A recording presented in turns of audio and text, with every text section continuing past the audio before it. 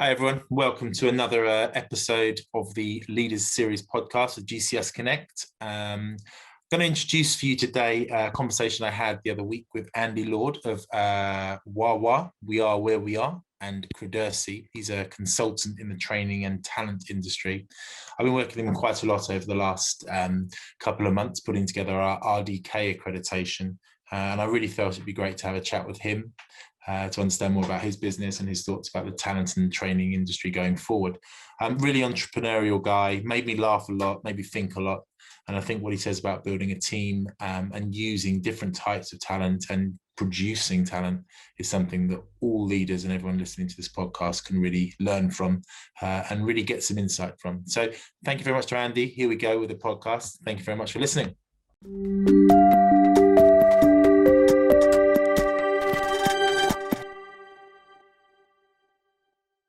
Hi Andy, how are you today? I'm good. I'm in a WeWork in Manchester. It's about 1,000 degrees, but other than that, I'm really good. Oh, so it's warm. Yeah, well, listen, I'm in Manchester, and warm in Manchester is anything above 14 degrees. We think that's summer. Good stuff. And it's I know we're both football fans, Andy. So it's the day of the European Super League. If you're listening back on this, the announcement of that bombshell in the football world, which you're shaking your head there, Andy, so obviously not particularly happy. Well, I'm a United fan. I know you're an Arsenal fan. As a football fan, I think I perhaps wouldn't use the same language that Gary Neville is using about its criminal offence and blah, blah, blah, blah. But I do think it's just shocking. I'm not a massive fan of the idea of running a competition where nobody loses. And the actual only loser is me and you, who would probably pay to watch United or Arsenal play Real Madrid every week. That can't be the future of football. So I just think it's a non-starter, actually. Yeah, I think it's interesting. A lot of what we talk about on this podcast is, innovation and leadership and that sort of thing. And the thing I thought was really, really interesting is one of the things we've really talked about was communication. Yeah. And obviously, again, not to go too much into the football side of things, but to hear Jurgen Klopp, who is obviously the leader, like the CEO, as it were. I know he's not actually the CEO, but to say he's the senior manager of Liverpool, saying they basically just told me this morning that this is happening, and you don't think he would lie, is obviously going against every single leadership principle that we've talked about on this podcast. If you've ever listened to it, it's kind of communication, bringing everyone on the journey, talking to people, etc., isn't it? There's more books written in leadership around communicate again, right? It's like the ultimate Bible lesson. Tell your team, tell them again, get them on the journey, make sure that it's a collaborative decision wherever it can be. Because I saw the same expression on Ollie. They asked him what did he think, and he said, I've not had time to think. And it's just bizarre. It's totally bizarre. So I don't know where it will finish, but maybe we'll look back on this day, right? I'm gonna bet that it doesn't go ahead. I think there'll be so much uproar that actually it will be derailed. Yeah, I think so. It'll be interesting to see. I think, well, at least it gives us something different to talk about rather than COVID, Andy? So, yeah. But yeah, it's great to speak to you today. And I think it's really important just to kind of start off, just to kind of understand a little bit about your background and how you kind of come to be in this place as kind of a founder, the director of WAWWA, a consultancy that's working within these in kind of technology and recruitment. But so what started you on your journey to get here, Andy? Do you know, I'm old enough to be able to say this, and it'll resonate with you. I stumbled into recruitment and didn't know what it was. Now I know that people elect it as a career choice, but back in the day I didn't. I had no idea what it was. I was a bit unusual in recruitment in so much that I enjoyed it for the satisfaction of finding people amazing opportunities, and then I got paid a lot of money. And I think that's a slightly different standout kind of quality, not from everybody. And I know your business is full of people who have that same values. That's why you and I connected. And so I liked it. I found that I was very good at recruitment because I'm passionate about giving people a leg up and an opportunity. And it just so happened that that's what the industry of recruitment can be if you make it. Yeah. So I started like all good trainee recruiters as a resourcer, kind of learning the trade. Worked for a really brilliant guy, actually. I only messaged him about a few months ago, a chap called Phil Gale. For those who are as old as me, Phil Gale ended up leaving recruitment and becoming the newsreader on Channel 4's The Big Breakfast with Johnny Vaughan and Denise Van Houten. Oh, that's going back some. And then he's gone to Germany. Yeah, I know. He's a newsreader in Germany now. And I wrote to him recently to tell him that actually, when I think back to my career, he was part of those formative years. So I learned my trade and then did what people do. I became a team leader and a manager, and I actually found out that was better at coaching people than I ever was recruiting. I was okay at recruiting. And then I, with some friends, started a recruitment business. Still a shareholder. I think they class me as a disenfranchised shareholder, which means I've got loads of shares, but I can't do anything until they do something with it. I got a bit disillusioned with the world of recruitment, if I'm honest. I wanted to do something different. I built a tech training school inside the recruitment business and found out that that was my passion, right? It was right to the grassroots of how do you give people a leg up? Well, you know, we're training people who on paper had no right, their words, not mine, to be a software dev. And we turned out to build amazing kind of software developers. And I did the Victor Kaya moment. I liked it so much, I bought the company. Well, I did a management buyout of it. Okay. So then we built a training company that became an apprenticeship provider. I kind of liked the idea that no money needed to change hands. You'd already spent the money with the government and it could just pay to train brilliant people. And then I dropped out. I kind of quit my job. Some personal challenges. We all had them during COVID, right? Mine were fairly acute. Dropped out, spent some time doing work for charities and pro bono work, riding my motorbike around Europe, wherever I was allowed to, and then decided I would do some consulting work and meet people like you again and kind of just offer some expertise from all of those things that I've learned. And you've probably seen, I mean, GCS is talking a lot about the RDK accreditation that we have putting together, and we've been working very closely with Andy on that. Very interesting in the form of, you know, giving, like you said, a leg up, helping people to kind of get to a certain level in a very kind of fast-growing skill set. And it's been a very interesting project for us, hasn't it? You know, I think we've all been kind of learning about it as we've kind of gone along. Obviously, your backup has been very useful for us, but it's incredible the amount of detail that goes into putting these together, isn't it? Yeah. So I've done them before, but on subjects that are probably you would class as more mainstream. So easier to get resource and easier for other people to be able to collaborate very quickly. You're right. You know, I've been working alongside you to build from the ground up or the top down, actually, because we started with an exam and then we're kind of hoping to build some training that goes with that to accredit RDK professionals. We've worked with Ofqual to make sure that everything that we've done meets like the highest of high standards in the UK, which has been amazing and a big learning curve. We've brought some really skilled people in to test. We followed almost like a dev route, haven't we? We've put together user case requirements, and then we've put it out as our MVP. What do we think? Then we took some feedback, and then we've refined and we've refined and we've refined. It's been really, really enjoyable. One of the most fun things I've done in years, actually. Fantastic, yeah, and we've enjoyed it, and it's been a great success. We're starting to get people accredited on it and starting to build that talent pool. So, you know, it's great to get you talking to us, Andy, because I think, you know, that's how we've talked about and we've worked well on this project. But it's good to find out more about you and what you're doing, because the way I see your career as a leader is obviously you've an entrepreneurial leader that almost likes to turn his, you know, brain, as it were, your entrepreneurial brain to different solutions. You know, you, like you said, you know, your recruitment career starts and generally people, probably like myself, follow a certain path and direction, but you've almost, you know, on purpose chose not to follow that. Why, would you say? So my mum, bless her, she is still alive, my dear old mum would say that I'm a fidget, and I don't know whether that's a very northern expression or not. I can't sit still. My brain doesn't sit still. I am constantly thinking about stuff. Some of it's just noise, like white noise that I can't get out of my head. Some of it feels to me really entrepreneurial. And so I feel like I'm just driven to do interesting things. And my low boredom threshold says, if I don't find it interesting, how on earth am I going to get other people to find things interesting? And I've been really lucky.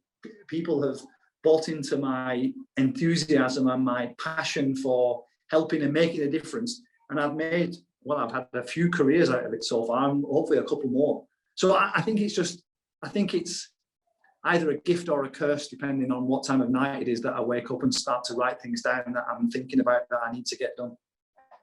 And what would you say, we talk a lot about challenges, and do you have to, if you talk about that fidgety entrepreneurial brain, do you have to surround yourself by people that, calm you and keep you focused, or do you just kind of go with it and then give yourself that direction? What challenges does that present?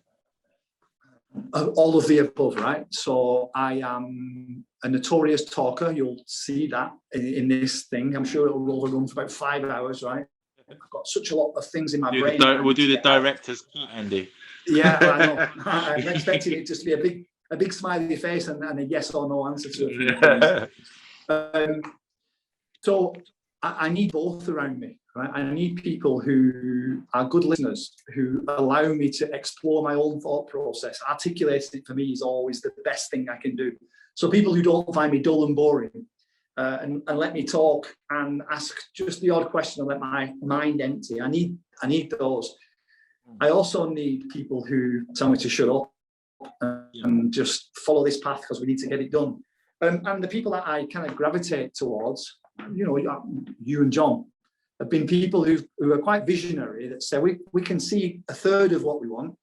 Do you think you could help us see the other 2/3? And people who are good catalysts for my overthinking brain. So it's a mixture of everything. And I'm trying to learn to play golf, and you can imagine it's a quiet game, right, where you've got to just focus and concentrate for 4 hours.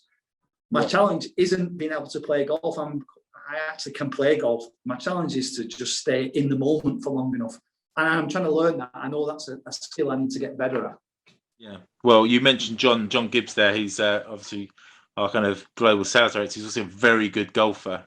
So he's probably one of the best golfers I've ever met. And I would say, Andy, that I am probably the worst golfer I have ever met. I've never met a worse golfer than me. It's one of my claims to fame. So yeah, it's not in my skill set. Hand and eye coordination is not in my skill set in any way whatsoever. So yeah, okay. I generally it's quite an interesting thing actually, because I think business people as leaders, they really want to win. That drive to win is huge, and I'm a very bad loser. It's probably one of my worst traits, but I have to almost switch that on during playing golf because I'm so bad that otherwise it would be 4 hours of torture for me. Yeah. So I basically have accepted my poorness in life, and you just have a nice walk, as they sometimes say about golf, don't they? So, no, but it's good. And those the way that you think about that, those have obviously caused you challenges, but it sounds like it's important, therefore, to kind of overcome those challenges to get the right people around you. And I guess as a leader, that's something you've thought about quite a lot. If one of the things that one's always asked is, what lessons could you share? In leadership, what are the things that you could share? And the younger me used to think that having all the answers was the sign of a great leader, right?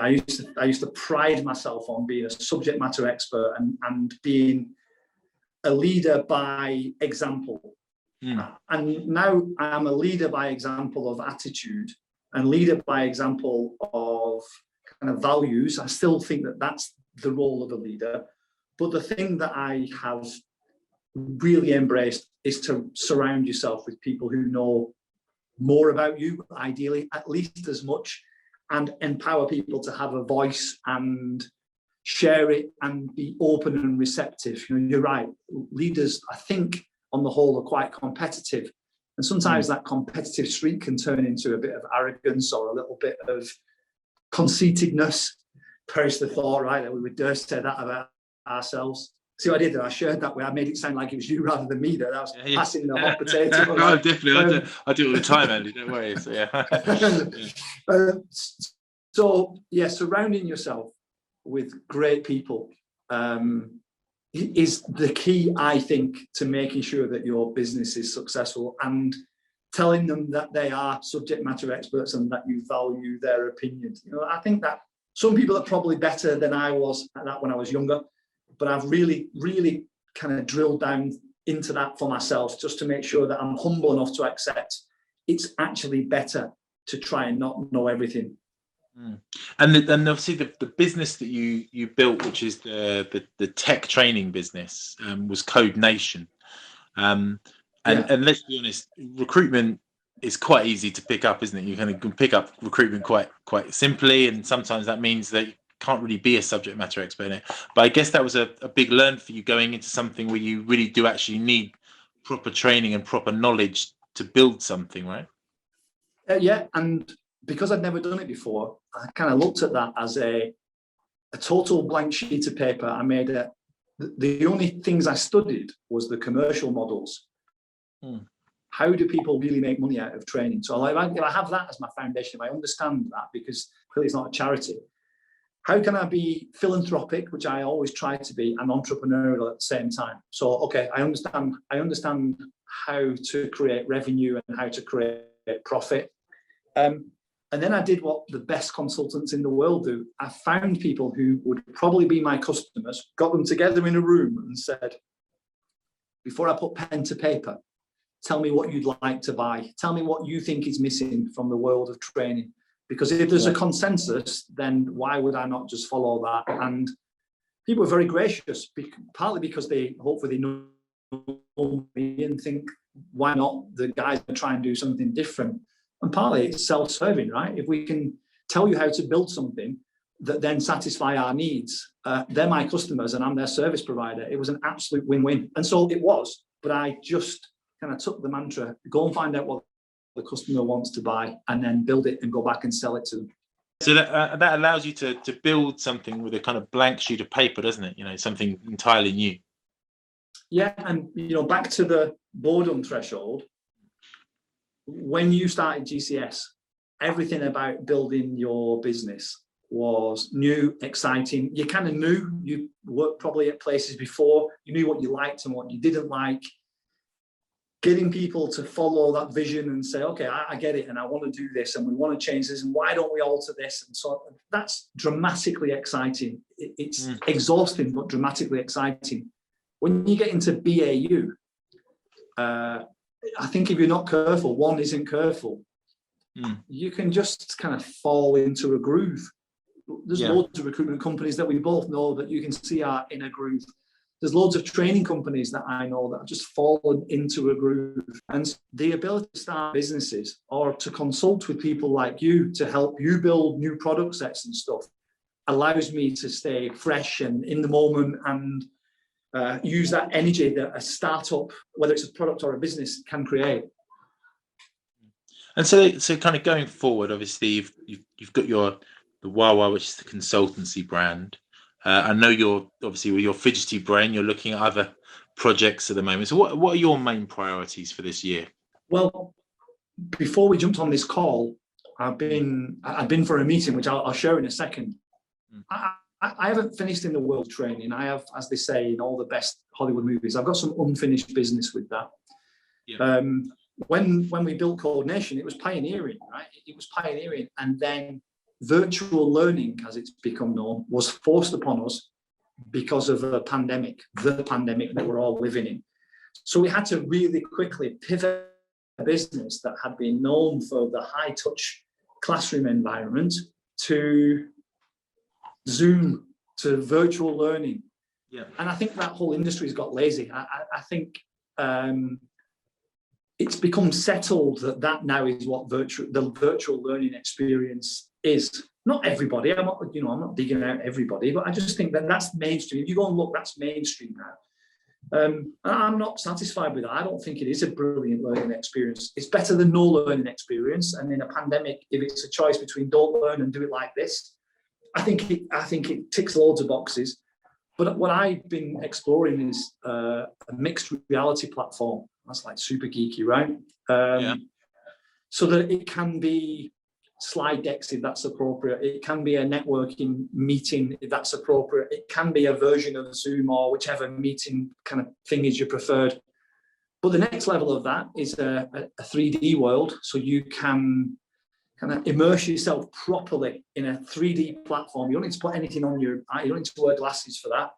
But it's a 3D model. I mean, that's not new, but in a meeting platform, it's quite new. And in a learning environment, it's quite new. Not groundbreaking, but quite new. And the next version of that is VR, as virtual reality. And I've just signed a deal now with an organization that is building a very, very cool mixed reality platform. So my priority is to get that out of the way, get it in, get it contracted, and get my training business to be fully conversant about how do we create a learning environment that is like no other. That's important. How do we stay clear of it being a gimmick? You know, it's easy to see that that could just be a marketing gimmick. How do we make it not a gimmick? How do we make it that it is truly immersive? Immersive and disruptive learning is kind of, so that's on my priority list. But and I also, guess that just to go back to that one there, the best outcome of that is that it's not that we were kind of working around the current situation with regards to the pandemic. It's actually we've created a piece of training that is better than the training we could have given before, right? However, we're going to do that. Yeah, when in my old world, I was very happy that we could accommodate people in different time zones, a couple of hours here and a couple of hours there. What's happened, I think, with COVID, if you forget all of the terrible things, I don't mean forget, but just for the purpose of this conversation, some of the good things is we've not been able to travel. So actually we've traveled further, right? We're having global meetings for the first time ever. That's become just a normal thing. You know, we were on a session the other week, weren't we? And it felt nothing to have people from three different continents to be on the call at the same time. Thankfully, some of them did the early shift and we didn't have to do, right? But that's right. Yeah, we are quite lucky to be in the UK, aren't we? We're like invented Greenwich Mean Time, so we can sit right in the middle, can't we? So fair play. And so to be able to deliver a training environment that can satisfy time zones in a real brilliant experience, a mixed reality experience, that's a priority. But you know what? Some of the other things are to stick with the mantra that I gave myself, which is just do things that are fun. Not because I've got loads of money. I haven't, right? It's not because I'm entrepreneurially rich and I can afford not to. It's just, we all had a reminder, didn't we, of life's a bit short and fragile. And to make sure that you mix your time up by doing some fun things. And as you know, I'm a blood biker, a charity. I'm going to be taking over the fundraising of some of the blood bike funding, and that's important to me too. A nice balance of what do I do that makes money, what do I do that gives me some fun, what do I do that puts something back, and make sure I live in all of those worlds. Yeah, and I think, you know, from my side, you know, it's something that as leaders who usually listen to this it's important to see, because I do think the whole idea of this BAU and getting into the drudgery, you do need to pull yourself out of that sometimes. You know, I think for myself, I'm super passionate about GCS. It is kind of my ongoing project. So that to me always gives me that buzz to kind of get out of work in the morning. You know, that's you know, that's almost like the book I've been writing over a period of years, so I can't leave it alone. But I think but it's you've important. Been doing the RDK platform thing, though, haven't you? Oh, yeah, I do lots of different stuff within it. So yeah. I think, you know, for people that are sitting there thinking, you know, where is I'm a good leader, but where is it going? It's important to look at that, isn't it, and think, what new things can I do within my role? Where can I take what I'm doing? Yeah, and you know, you and I, if you don't mind me sharing, when you and I connected last year, and you were talking about this Connect series, right? You were talking about how, in your experience, Andy, what have you done, and what things can we learn? And there's not many people that kind of would be willing to do that. And we had a very informal chat, didn't we? And I told you some of the things I've been up to. And you had the idea. I didn't give you the idea. I just shared some thoughts. And obviously you enjoyed that conversation, and then it went to the next bit, and then it went to our engagement now. I would just say to anybody that's a leader, if you feel like 5 days out of 5 that you're doing BAU, that's okay. But if you're feeling that 25 out of 25, I don't think that is okay. So get a Ned or get your partner to give you a nudge and say, what else are you going to bring to the business? What else can you do? Because if you're feeling BAU, some of your employees probably are as well. And that's a dangerous place where someone dangles a shiny new, we're all magpies, aren't we? Someone dangles something shiny new. Yeah, that's right. And it's about, like we said already, is kind of keeping the people close to you, and you've got to keep those people, like you said, that leader as values, that leader in kind of your attitude. That's the sort of thing you bring as a leader. And you're thinking about the training industry itself, then that's obviously a key area that you kind of work within. You've talked about kind of innovative technology. Do you think that will continue now, or do you think there'll be some sort of kind of reeling back to kind of let's get back to normal events? So how do you see that working? And is that something that you're talking to other people in the industry about, how we deal with that? I guess it's the same in some ways of kind of return to work, return to the office, isn't it? No one quite knows how it's going to work out. Yeah, and so the company I was with today, part of the platform that they're building is alternative conferences. And we had the same debate. Wow, are you going to try and steal the conference world? And they said, no. So they gave us a demo of one that they've just hosted, where you can go to a physical conference, or you can go for half a day, and instead of kind of trying to find all of those hours to meet the sales reps that you want to talk about, because they're exhausting, right? You've been to them, you probably present them, they're exhausting.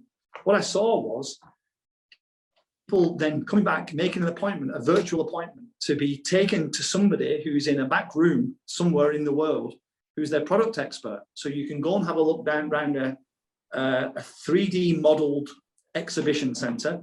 You can go and see the things that you're really interested in, either in person, but then from the comfort of your own home, go and chat to the reps, but in their environment, go and see the product, go and see a 3D rendered product.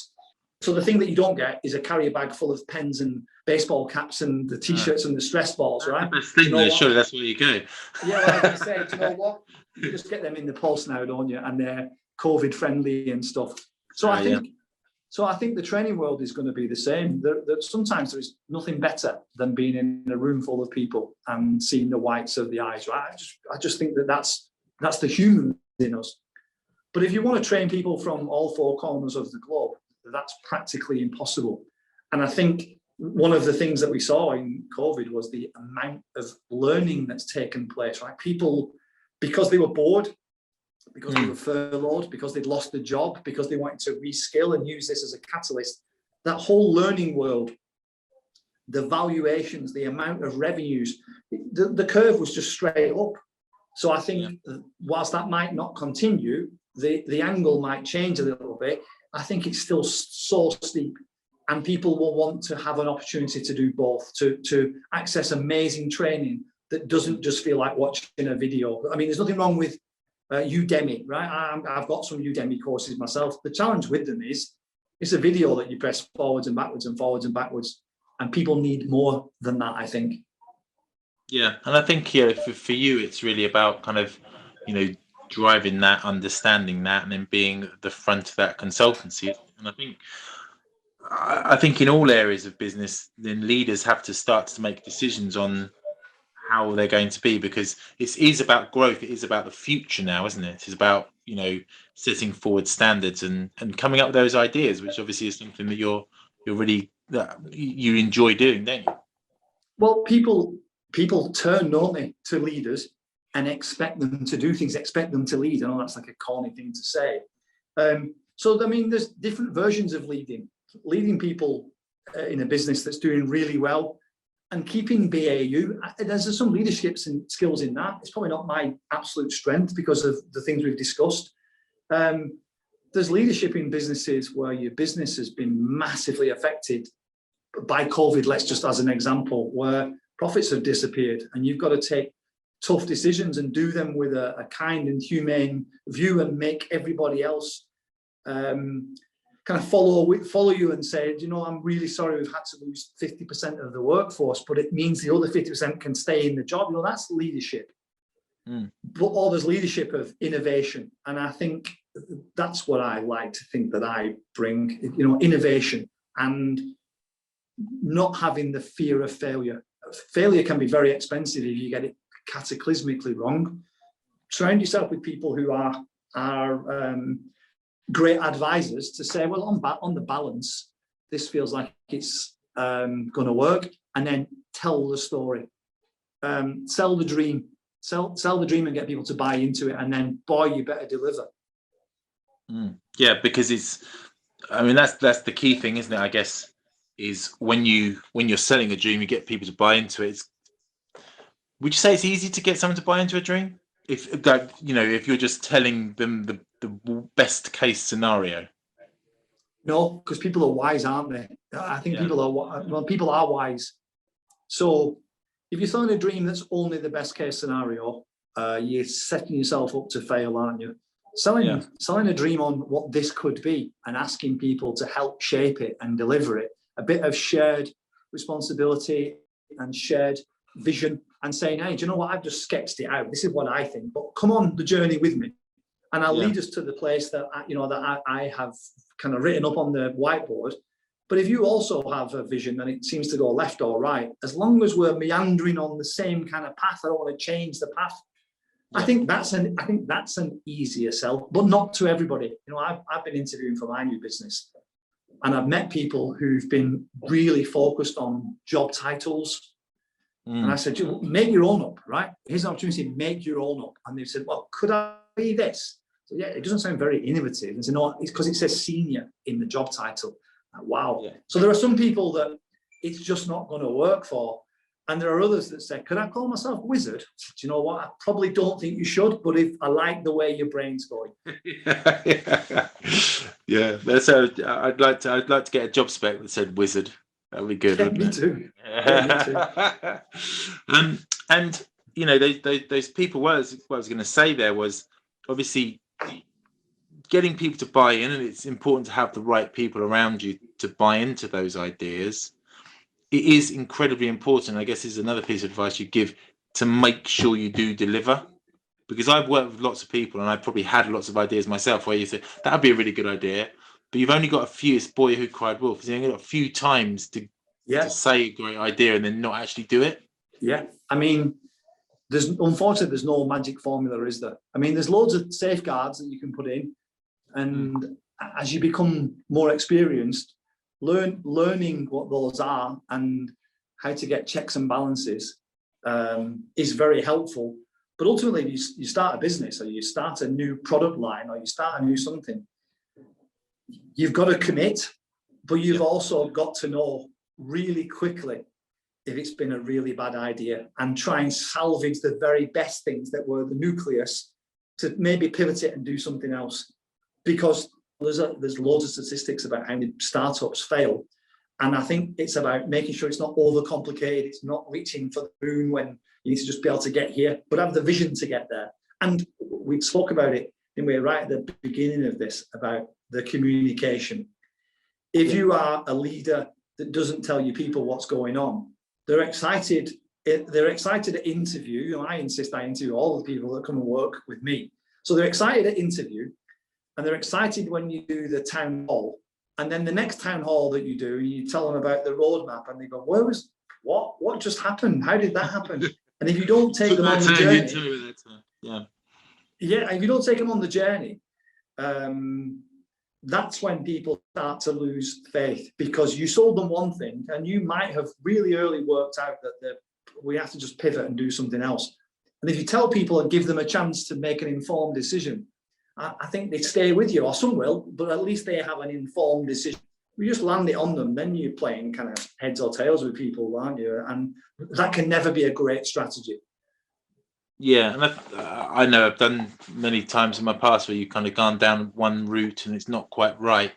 Have you found that with setting up your own businesses, that you start out with a plan which you have to be very flexible on?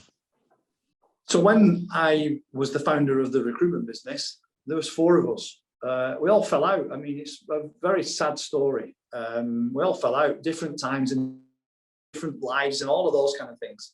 And on day one, we all knew exactly what that business was going to look like and the kind of people that we were going to have in it. And we executed really well. Got to year 3 or 4 or something like that. We had a difference of opinion and we followed the guidance of the most senior member of the team. But, you know, we gave him the job as being the most senior member of the team. And he did a big persuading job on us. And we all kind of went along with it, right? That's the team mentality. And it didn't work. And then very quickly the kind of thing started to break. And then, you know, I don't mind admitting, you start pointing fingers and you said, and it was going to be like this. And it's the beginning of the end. And when I look back about the lesson learned, the leader should have said, I can see you're not really comfortable with this. And I'm doing a massive persuasion job on you. And you are bowing to my experience, but you're not believing it. You're just doing it because you think it's the right thing to do. I learned tons from that a good leader sometimes has to just admit failure and say, okay, great. Then we'll all take a breath and pause and move on to the next thing collectively. Yeah, because things change, don't they? You know, it's like you said, it's the path that you're taking is you can have the idea, but lots of things can happen around you, can't you? Different opportunities come up, challenges. So you have to keep being flexible, don't you? Yeah, and you need, I mean, I keep saying this because it's probably the thing that I would give the most in terms of what can you learn. You need to surround yourself with people who can share an opinion. However, you need to empower them to share that opinion and genuinely listen. There's no point in having loads of yes men or yes women, and there's no point in having people who've been invited to give an opinion, and then the minute that they've left the room, say, well, we're not doing that, and we're just carrying on anyway, right? Yeah. Listen, we all work for those kind of people. I'm sure we have, right? Well, I've got a great idea, boss. You know, tell me, and they make loads of notes, and then you turn around and they just screw it up and throw it in the bin. It's like that awkward thing where they're like, oh. Yeah, it's. I think it's easy to do it now, and you don't have the piece of paper, do you? Just write it on your phone and delete. You're obviously talking about getting the right people in. How do you see now the world of kind of talent, particularly within your industry? And I guess that works in 2 ways, both in terms of training, as in how trainers can help talent to evolve, but also in terms of the types of people you want to try and get into your business. How do they match up?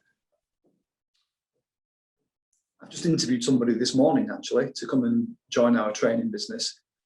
And the reason that person got hired was because of their very overt love and passion for finding the underdogs an opportunity, as well as the obvious gifted ones, right? So it's not just, we'll only help people who've got no chance. That feels like a very bad business model. But it is finding people who, on paper, perhaps don't have all of the things that they need to go forward. And I have the same attitude in my business. I've got some brilliant experts who've got proven track records. I've gone really overboard with NEDs, kind of expert advisors. I've gone all out on building a team of people who are there only to be paid to poke and prod and bring their expertise. But some of the instructors that I'm hiring, I want them to not be the finished article, but have a desire to improve. Yeah. And I think in any industry, you can hire for skill, right? And in lots of places you should. Being brave enough to hire for attitude is a thing I would recommend to everybody, right? And a brilliant mix. I've got lots of the skill, but not all of it. But I've got the attitude in spades. And you can't teach that to people. You can help them. You can help them have a better attitude. You can't teach that. You just spot the ones who have a burning desire to improve. And in my training world, not only improve themselves, improve other people, because they can really associate and resonate with. I've got people who are not even close to being the finished article, and what a joy it would be to help them get there. Yeah. So and bringing together bringing people in together means that they can all bounce off each other as well, doesn't it? You know, you can have a few people starting, that academy feel of people all excited at the same time. I think that really works really well. Yeah, and again, it's the startup world, right? So in a BAU state, it's very hard to just say, here's an empty seat, fill it. Because people have to slot, and that takes a certain type of person. But, you know, horses for courses, it depends where you are in your business. The one common denominator, whether it's startup or BAU or whatever the phrase might be, the one common denominator is find the people with the passion and the attitude, because you can probably teach skills, not always, right? You can't teach people on the job to be a fighter pilot, right? So some things that just have to be a given. You've got to have the skills. But in the worlds that you and I work, which are exciting and kind of, I'm not trying to even compare them to the world of fighter pilots, but we work in people industries. So it's got to start with the people that you surround yourself, got to be people lovers. They just have to be. Yeah. And so here's my final question. I think we've talked through a lot about like where you've been, what you've learned, but what are the most important things you think you've learned on your journey as a leader? So this has been written in every book ever. So apologies if I'm stealing Dale Carnegie's words or whoever it might be, right? And my apologies. Don't be afraid to ask for help. Big thing for me last year, right? People who know me see me as this tough northerner, right? Who kind of upstanding member of the community and all of that. Do you know what? Like everybody else, I was a bit lonely and a bit frightened and a bit confused. And I just said, I'll help. I put a post on LinkedIn, can I buy you a coffee and talk about things that you might want that are interesting? I got literally tens of thousands of people that LinkedIn post resonated with, right? Some saying, wow, you've empowered me to do the same, ask for help. Others saying, do you know, I'd love you to talk to me. So don't be afraid to ask for help. Surround yourself with people or to offer help, I guess, in this situation. Yeah, absolutely. I mean, it has to work both ways, right? Be a committed. I talk about karma, right? And it's not a religious thing. It's just you've got to do a lot of good and then you get a lot back. I just instinctively believe that. Don't just chase the money, because I think you start cutting corners if you only think about bottom right hand cell, as the accountants would know it, right? If you only think about that, I think you miss the journey on the way. Remind yourself about why you're doing the things that you're doing, and if while you're reminding yourself it doesn't make you smile, I think probably have a word with yourself and either change something or kind of change what you're doing, right? Because if you can't make yourself smile, what chance have you got for anybody else? And then be patient. I've been interviewing solidly for about 6 weeks and I've hired 2 people and I'm behind in my schedule. I really needed to make job offers, and it would have been really easy for me to say, do you know what, they're good enough. But good enough isn't good enough, is it? So I think that would be the things that I've learned, and then a bit of humility. And it's taken me a long time to get that one. The humility is the tough one sometimes, particularly is the word leader, isn't it? You know, it's understanding what that really is, and like we've talked about there, and saying when you've made mistakes, when you're not going on the right path, when you haven't got the right people around you, you know, when you've maybe oversold. You know, it's difficult to have that humility, isn't it? To kind of step down and say, actually, I got that wrong. Yeah, and I'm sure some of it comes with maturity, which isn't the same as age, right? I know some very mature 21-year-olds, and I know some very immature 52-year-olds. I'm kind of looking at myself there a little bit, aren't I? But a level of maturity helps with that. And I keep saying good advisors. I was never a fan of a Ned. I've worked with some Neds before. I won't name them, but I hope they're watching this, who just turned up for a paycheck and they offered nothing really other than kind of obtuse pokes and prods and are you sure, never really challenging and probing and asking and then extracting things. Yeah, but I did work with a few of those as well. You know, credit where credit's due. I did work with a few of those, and you definitely know who you are because I communicate with that person quite often. So I wasn't a big believer in that because it felt like it was money for old rope. But I think if you can get people, whether they do it for free or you pay them to come in and be that, I think that's a vital thing for any business, big or small. is to have that air of consultation and someone saying, "Are you sure?" You know. And if you haven't got it, go and get it for yourself. If you're there's plenty of people out there. There's plenty of people out there who, unfortunately, it spawned a whole new industry, isn't it? You on LinkedIn, there's more gurus of everything than you can ever imagine. I think, wow, you've never done anything in your life, but there are some brilliant ones. And if anyone needs one, I'm not putting myself up. I know some fantastic advisors, some really fantastic ones. And sometimes it's just good to have people that you speak to in your industry or that know you as friends, isn't it? You just kind of sit down, have a beer and talk about it. And sometimes the best ideas come out of that. And you're right. You and I started as, well, in one way we were competitors, right, in the world of recruitment, one way, shape, form or another. And then we met and we did it just for free and for a chat. And then I've done some work with you, which I'm very grateful for. But we also often just have a chat about football, and we're kind of waiting to see you rip up my beautiful golf course. I mean, literally rip it up. I'm ready. Out of that walk that you're going to spoil, I'm sure a great idea will come out of that as well. So that's in recruitment. That's not typical, is it?